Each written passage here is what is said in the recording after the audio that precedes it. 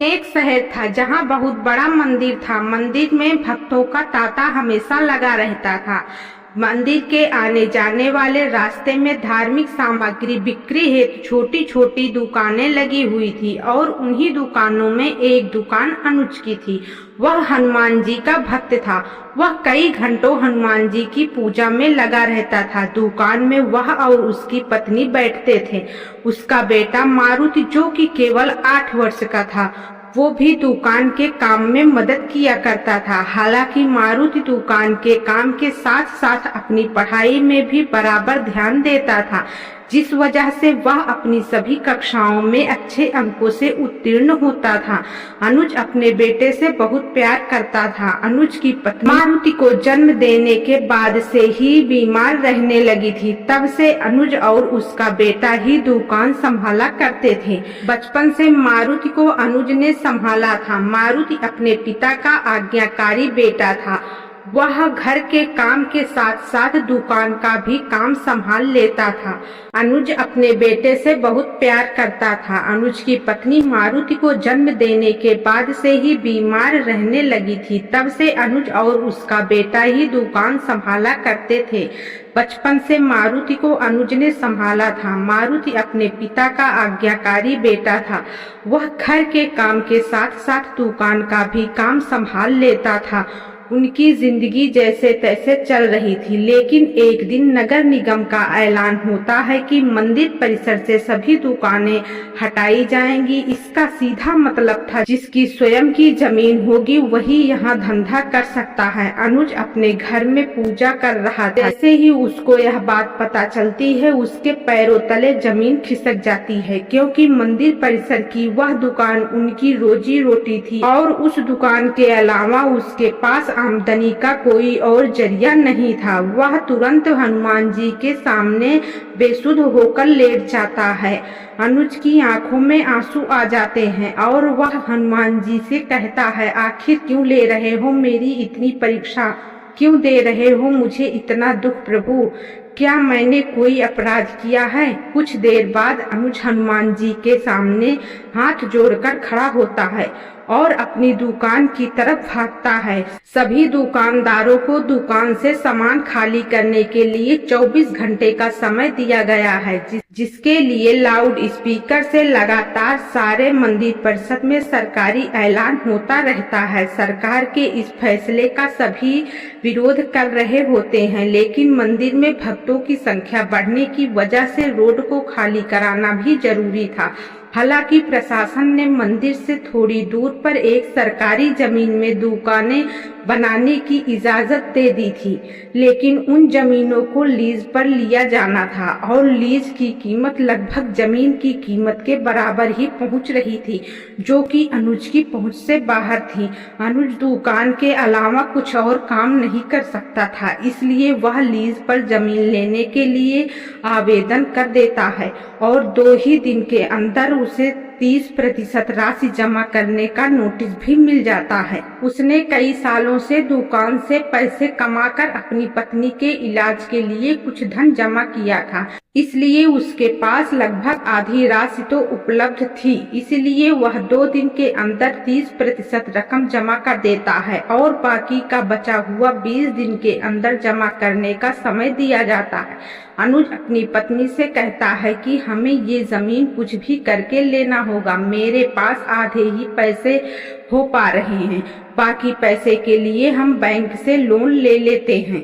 अनुज की पत्नी बीमार जरूर थी, लेकिन वह बहुत समझदार थी। वह अपने पति की बात से सहमत हो जाती है। अनुज अपने बेटे को लेकर बैंक पहुंच जाता है और प्रबंधक के पास जाकर लोन के लिए आवेदन कर देता। बैंक प्रबंधक उससे कहते हैं कि हम आपको बैंक लोन तभी दे सकते हैं जब कोई ऐसा व्यक्ति आपकी गारंटी दे जिसका खाता हमारे बैंक में हो। अनुज इस बैंक से संबंधित किसी व्यक्ति को नहीं जानता था, वह यहाँ पहली बार आया था। अनुज हताश हो जाता है और वह बैंक के बाहर सर पे हाथ रखकर बैठ जाता है। तभी उसके पास एक व्यक्ति भगवा वस्त्र धारण किए हुए आता है। वह मारुति को एक लड्डू देता है और अनुज से पूछता है, क्या बात है, आप परेशान लग रहे हैं। अनुज अपनी समस्या उनके सामने रख देता है। तभी वह व्यक्ति कहता है, बस इतनी सी बात है, चलिए मैं आपकी गारंटी देता हूँ, मेरा भी खाता इसी बैंक में है। यह बात सुनते ही अनुज के चेहरे पे चमक आ जाती है। वह जल्दी से अपने कागज लेकर बैंक के अंदर दोबारा जाता है। अनुज अंदर पहुंचकर बैंक प्रबंधक के सामने गारंटी के तौर पर इस व्यक्ति को प्रस्तुत कर देता है और सारी प्रक्रिया होते ही अनुज को बैंक से लोन मिल जाता है। लोन मिलते ही वह बजरंगबली को प्रणाम करता है और जमीन का पंजीकरण करवाने के लिए राशि नगर निगम में जमा करने को पहुंच जाता है।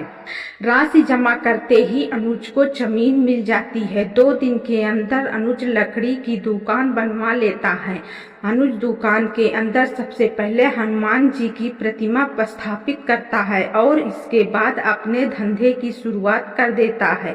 एक तरफ उसे लोन चुकाने का टेंशन खाए जा रहा था और दूसरी ओर उसकी पत्नी की तबीयत भी खराब थी। अनुज की दुकान सबसे आखिरी में थी, इसलिए उसकी दुकान में कम ग्राहक पहुंचते थे। वह इतना भी पैसा नहीं कमा पा रहा था कि उसके प्रतिदिन के खर्चे पूरे हो सके। अनुज परेशान रहने लगा था। एक दिन वह व्यक्ति फिर से आते हैं जिन्होंने बैंक में उसे लोन की गारंटी दी थी। उन्हें देखते ही अनुज अपनी दुकान में बैठने को कहते हैं और जल्दी से उनके लिए चाय नाश्ते का इंतजाम कराता है। और जैसे ही वह व्यक्ति अनुज से उसकी दुकान के हाल चाल पूछते हैं तो वह अपना दुखड़ा रोने लगता है। वह व्यक्ति हनुमान जी की प्रतिमा को नीचे रखा देख अनुज से बोलते हैं, तुमने हनुमान जी को ऐसे क्यों स्थापित किया है?